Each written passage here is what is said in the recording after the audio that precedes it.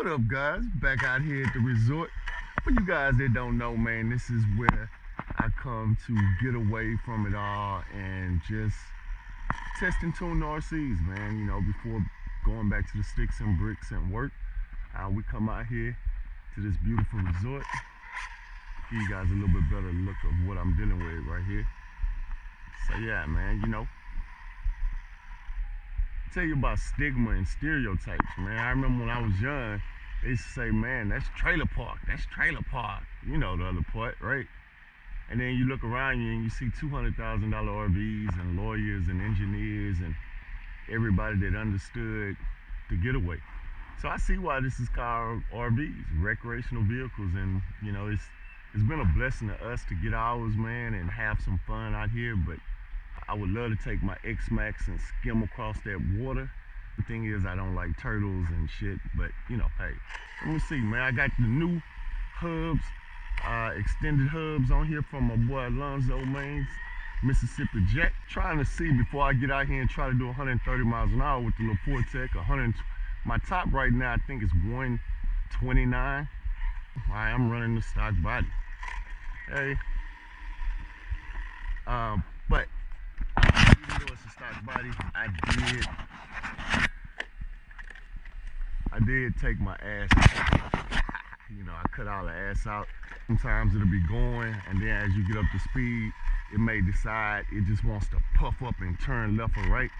You may need to cut the ass out your car, like real talk. But anyway, yeah, man.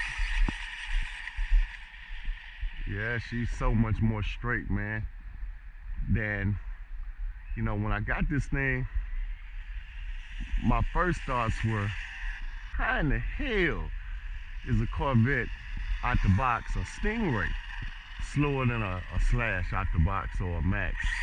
So I think Traxxas really dropped the ball on that. I think the Stingray should have came out at least 50 miles per hour. And the range on this thing, man, when I got it, the range was, I swear, it was like 50 feet. My first crash on a perfectly good body was because I lost signal, the TQ receiver that comes in this system. So guys, just a little update kind of here on the 3.0. I've been had it now about 6 months, I guess. I don't know. But second thing, change them damn tires. And if you're having an issue where you're going and you notice it just does some real craziness, it's those tires. Check them. Like real talk, check them, and you know, and that should make your thing better. So the only things I've done so far to this thing is, of course, I dropped the 2.0 tires on here. I am running the 45 in the back and the 30s in the front, and these are, I believe they're 40 sure, if I'm not mistaken. This is a 6S capable, but as you can see here, I have one 4S pack on here. Show you the plugs here. Those 1, 2, 3, 4, 5 wires, 4S. But I do have a splitter here where you can see I can run 6S. This motor is not equipped for 8S. I'm not gonna run it on 8S. It is a 4S motor, guys. Has taken me to 129 miles an hour, believe it or not. And I think there's a few other guys the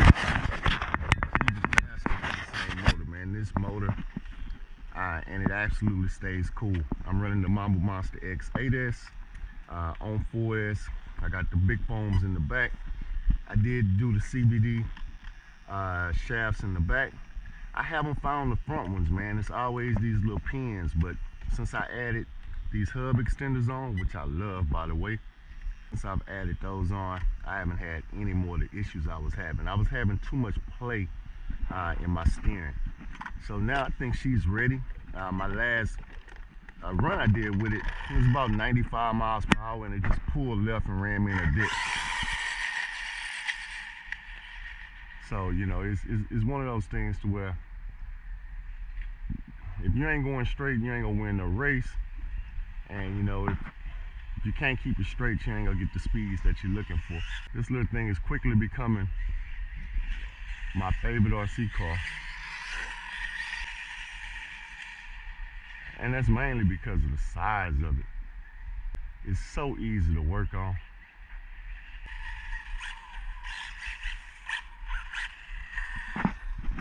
How's it going? Hi, yeah, it's pretty cool. I won't say 200 miles per hour with this one. It's about 130 miles per hour. Yeah. See guys, I didn't say 200 miles per hour. I'm gonna hit pause on my GoPro just so that the downloads won't be so long and time consuming. But I'll be right back. I don't like to chip up my phones, and so having I didn't even get to full throttle, man. It's like not wanting to just tear up your phones. I do have a few more sets, but tomorrow, guys, I will be going out and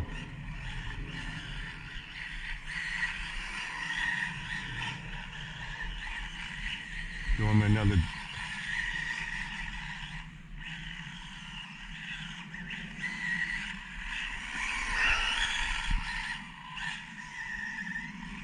I will be coming back out here and give me another speed test in.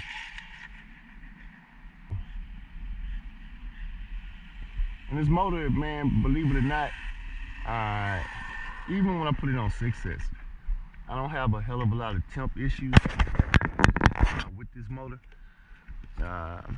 Let's see what we're looking at now. It's warm, but as you can see, I can keep my hand on it. Let me check the temperatures. This may be 120, 130, I don't know. We at 140, all right, 138.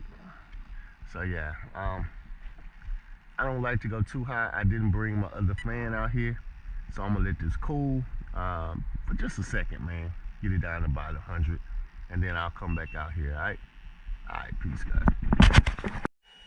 All right, so I'm back. I got the battery on here for the fan, but it is pushing my side just a little bit. But I'm just out here draining the battery, just making sure it's straight. One of the other concerns I was having with the Vortec is when I would do a speed run, right? I would get into my speed run. This is a little too bumpy, so I'm not gonna do it. But yeah, literally, basically I would get into my speed run and everything would be going well until the end. And right at the end, when I get off throttle, the car would just veer left. Most times putting me in a real messed up position, in a ditch, in some water, whatever the case may be. So if you guys know what that was, because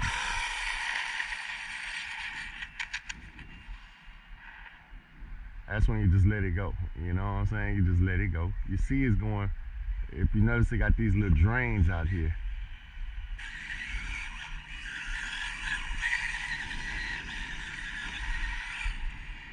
It's an absolute fucking monster, man.